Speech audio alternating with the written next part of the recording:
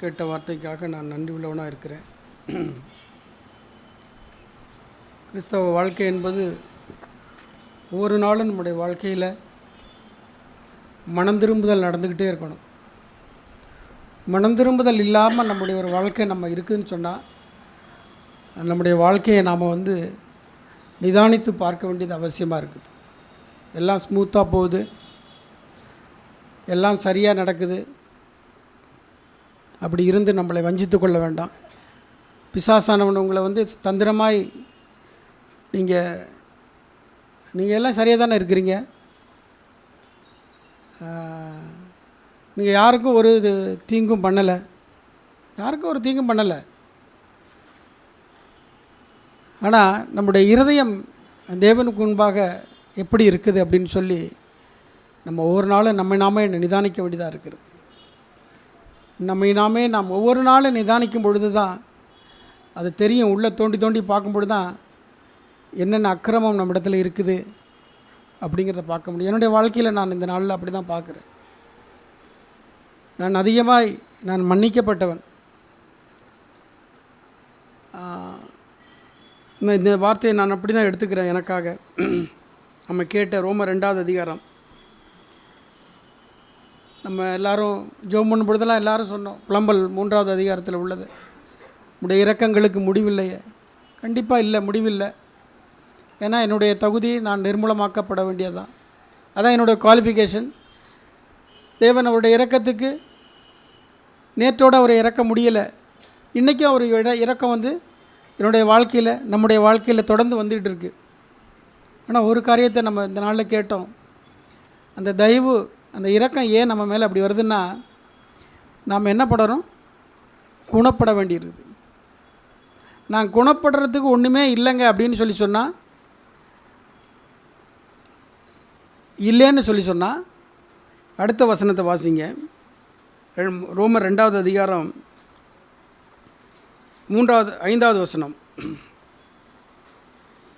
உன் மன கடினத்திற்கும் குணப்படாத இருதயத்துக்கும் ஏற்றபடி தேவனுடைய நீதி உள்ள தீர்ப்பு வெளிப்படும் கோபாக்கினை நாளில் உனக்காக கோபாக்கினையை குவித்து கொள்ளுகிறாயே. நான் மனம் திரும்பத்துக்கு ஒன்றுமே இல்லை, நான் நியாயமாக தான் நடக்கிறேன் அப்படின்னு நம்ம யாரும் யோசிச்சுட்டு இருக்க வேண்டாம். நம்மை நாம் நிதானித்து பார்ப்போம். அது ஏன் தெரியுமா? என்னுடைய மனக்கடினம், பெருமை. அதனால தான் நான் என்ன பண்ணுறேன்? நான் நல்லா தான் இருக்கிறேன், நான் யாருக்கும் ஒரு தீங்கு செய்யலை, எனக்கு ஒரு பிரச்சனையும் கிடையாது. இல்லை அருமையான சகோதர சகோதரிகளே, நம்மை நான் நிதானித்து பார்க்கணும். சரி, எப்படி இதை தெரியறது? யோவான் ஸ்நானகன்கிட்ட எல்லாரும் ஞானஸ்தானம் எடுக்கிறதுக்காக வந்தாங்க. வந்தவங்களுடைய கேள்வியெல்லாம் என்ன தெரியுமா? நான் என்ன செய்ய வேண்டும்? நான் என்ன செய்ய வேண்டும்? நான் என்ன செய்ய வேண்டும்? நானும் நீங்களும் இன்றைக்கி நம்ம சர்ச்சுக்கு வந்திருக்கிறோம். கடந்த வாரத்தில் நம்ம வாழ்ந்த வாழ்க்கை, கடந்த வாரத்தில் நம்ம நடந்து கொண்ட விதம், கடந்த வாரத்தில் நம்ம பேசின பேச்சுக்கள், கடந்த வாரத்தில் நம்முடைய சிந்தனைகள், இதனுடைய இரக்கம் தாங்கணிச்சா? இல்லாட்டினா இந்த நாளில் நாம் மனம் திரும்புவதற்கு ஏதுவாய் அதை நம்மளை நடத்தி சென்றுதா? அவர் சொல்கிறாரு, லூக்கா 2வது அதிகாரத்தில் யோவான் ஸ்நானகன் சொல்கிறாரு, நீங்கள் மனம் திரும்புவதற்கு ஏற்ற கனிகளை கொடுங்கள். மனம் திரும்புவதற்கு ஏற்ற ஒரு கனி இருக்குது, மனம் திரும்பாததற்கு முன்பாக ஒரு கனி இருக்குது. லூக்கா 3வது அதிகாரத்தில் 8வது வசனம், மனம் திரும்புதலுக்கு ஏற்ற கனிகளை கொடுங்கள். அப்போ நம்மிடத்திலேருந்து ஒரு கனி வெளிப்படணும், ஒரு சுபாவம் வெளிப்படணும், கிறிஸ்துவனுடைய சாயல் நம்மளில் வெளிப்படணும். அது இல்லைன்னு சொன்னால் நம்ம இன்னும் மனம் திரும்பலன்னு தான் அர்த்தம். நான் பர்ஃபெக்ட், நான் மனம் திரும்ப அவசியம் இல்லை. வேண்டாம். பிசாசு உங்களை தந்திரமாய் உங்களுடைய இருதயத்தில் சிந்தனையில் உங்களை வஞ்சிக்கத்துக்கு கூட்டிகிட்டு போயிடுவோம். நினச்சி பார்ப்போம், கடந்த வாரத்தில் நம்ம எப்படி நம்ம வீட்டில் நம்ம பிஹேவ் பண்ணோம், எப்படி பிஹேவ் பண்ணோம், நம்ம வேலை ஸ்தலத்தில் நம்ம எப்படி பிஹேவ் பண்ணோம், அந்த கனி வெளிப்பட்டுச்சா?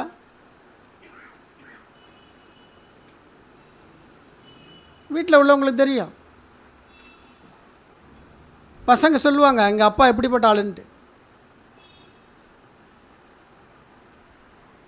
பிள்ளைங்க சொல்லுவாங்க எங்கள் அம்மா எப்படிப்பட்டவங்கன்னு சொல்லுவாங்க.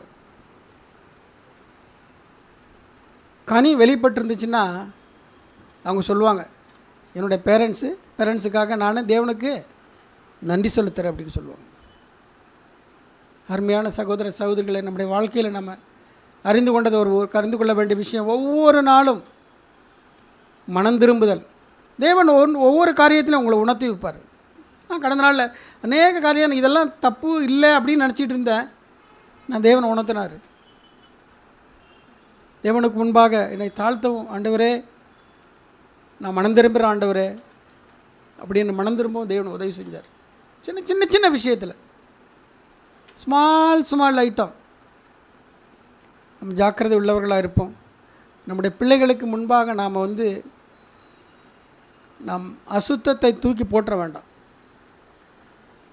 நம்ம மனம் திரும்பிட்டோம்னா நம்ம பிள்ளைங்களுக்கு நம்ம என்னத்தை கொடுப்போம்? நல்ல கனிகளை தான் நம்ம கொடுப்போம். நான் எரிச்சல் பட்டேன்னா என் பிள்ளைங்களும் எரிச்சல் பட தான் செய்வாங்க. நான் கோவப்பட்டேன்னா என் பிள்ளைங்களும் கோவப்பட தான் செய்வாங்க. ஆகையினால் நம்ம இந்த நாளில் கேட்ட வார்த்தையை நம்ம நினைவில் கொள்வோம். நான் குணப்படும்படிக்கு, நானும் நீங்களும் குணப்படும்படிக்கு தேவனுடைய தயவு நமக்கு என்ன ஆகுது? நம்மளை நெருக்கி ஆகுது. இருதய கடினத்தினால் நாம் கடினப்பட்டு போய்விட வேண்டாம். நம்முடைய இருதயம் அவ்வளோ கடினமானது. அநேக சூழ்நிலை நம்ம கேட்டோம், எண்ண வேண்டியதற்கு மிஞ்சி எத்தனை முறை நம்ம எண்ண வேண்டியதற்கு மிஞ்சி எண்ணியிருக்கிறோம் தெரியுமா? ஏன்? நான் தான் வீட்டில் பெரியவன், இல்லாட்டினா ஒரு சீனியர். எண்ண வேண்டியதற்கு மிஞ்சி எண்ணாதபடிக்கு இயேசு கிறிஸ்துவனுடைய சிந்தையை நாம் தரித்து கொள்வோம். அவர் ஒருத்தர் தான் அதற்கு பாத்திரராக இருந்தார். ஆனால் அவர் என்ன பண்ணார்? முடிவு பரியந்தம் தன்னை என்ன பண்ணார்? தாழ்த்தினார். நானும் நீங்களே எம்மாத்திரம் அருமையான சகோதர சகோதரிகளே, நம்ம ஒரு நாளும் மேன்மை பாராட்டவே கூடாது. கடந்த வாரத்தில் நம்ம கேட்டோம், மனப்பாட வசனத்தை நம்ம கேட்டோம். பிள்ளைங்க சொன்னாங்க மேட்டிமை சிந்தை உள்ளவர்களாக இல்லாதபடி. எத்தனை முறை மேட்டிமை சிந்தை உள்ளவர்களாக இருந்திருக்கிறோம்? ஒரு பேரண்ட்ஸ் சொல்கிறத ஒரு பிள்ளைங்க கேட்கலை அப்படின்னு சொன்னால் அந்த பிள்ளைங்க என்ன எப்படி இருக்காங்க? மேட்டிமை சிந்தை உள்ளவங்களாக இருக்காங்க. இவங்க சொல்லி நான் என்ன கேட்குறது? பெற்றோர்கள் அந்தளவுக்கு படிச்சிருக்க மாட்டாங்க, பசங்களை நல்லா கஷ்டப்பட்டு படிக்க வச்சுருப்பாங்க. இவங்க சொல்கிறத நான் என்ன கேட்குறது? வேண்டாம். நாம் அந்த தண்டனைக்கு போக வேண்டாம். இதில் சொல்லியிருக்கு ரோமர்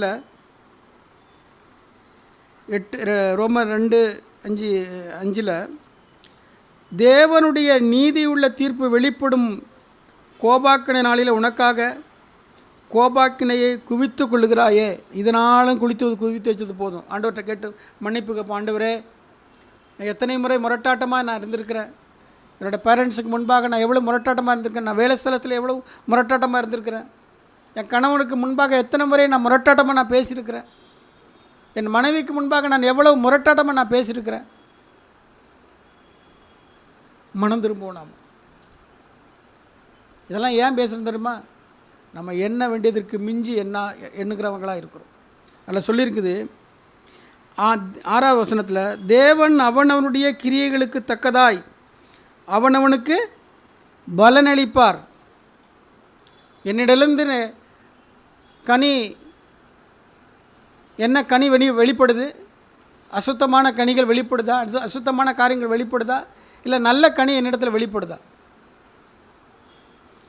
அவனவனுடைய கிரியைகளுக்கு தக்கதாய் அவனவனுக்கு பலனளிப்பார். 7வது வசனத்தில், சோர்ந்து போகாமல் நற்கிரியைகளை செய்து மகிமையும் கனத்தையும் அழியாமையும் தேடுகிறவர்களுக்கு நித்திய ஜீவன் அளிப்பார். சோர்ந்து போக வேண்டாம் அருமையான சகோதர சகோதரர், சோர்ந்து போக வேண்டாம்.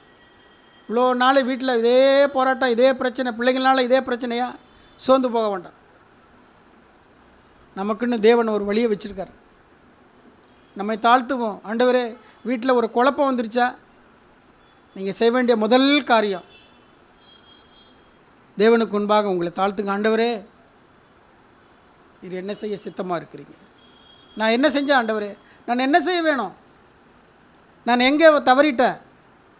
நான் எந்த இடத்துல நான் உமக்கு எதிர்த்து நான் நின்றுட்டேன்? எந்த இடத்துல நான் மேன்மையாக சிந்திச்சிட்டேன்? குழப்பத்துக்கு எல்லாத்துக்கும் விடுதலை கிடைச்சிடும். தாழ்த்துக்கிற இடத்துல கிடைக்கும் கண்டிப்பாக. இல்லாட்டினா நம்ம மேட்டுமை சிந்தை உள்ளவங்களாக இருந்தோம்னு சொன்னால் ஒரு நாளும் நமக்கு விடுதலை கிடைக்கவே கிடைக்காது. திருப்பி திருப்பி குழப்பத்துக்கு மேலே குழப்பத்துக்கு மேலே, கவலைக்கு மேலே கவலைக்கு மேலே. வேண்டாம் அருமையான சகோதர சகோதரிகள், இதனால் கேட்ட வார்த்தையை நான் நினைவு கூறுவோம். இது மனம் திரும்புதலுக்கு ஏதுவாய் நம்மளை நடத்தட்டும். நம்முடைய வாழ்க்கையில் இது மனம் திரும்புவதுக்கு ஏதுவாய் எனக்கு ஒன்றும் இல்லை அப்படின்னு சொன்னீங்கன்னா இந்த வார்த்தையை நீங்கள் நினச்சிங்க. ரோமர் 2:5, உன் மனக்கடினத்திற்கும் குணப்படாத இருதயத்திற்கும் ஏற்றபடி. நான் என்ன பண்ணல, இன்னும் குணப்படலை. நான் கடினமுள்ள மனுஷனாக இருக்கிறேன், கடினமுள்ள ஒரு மனுஷனாக இருக்கேன்.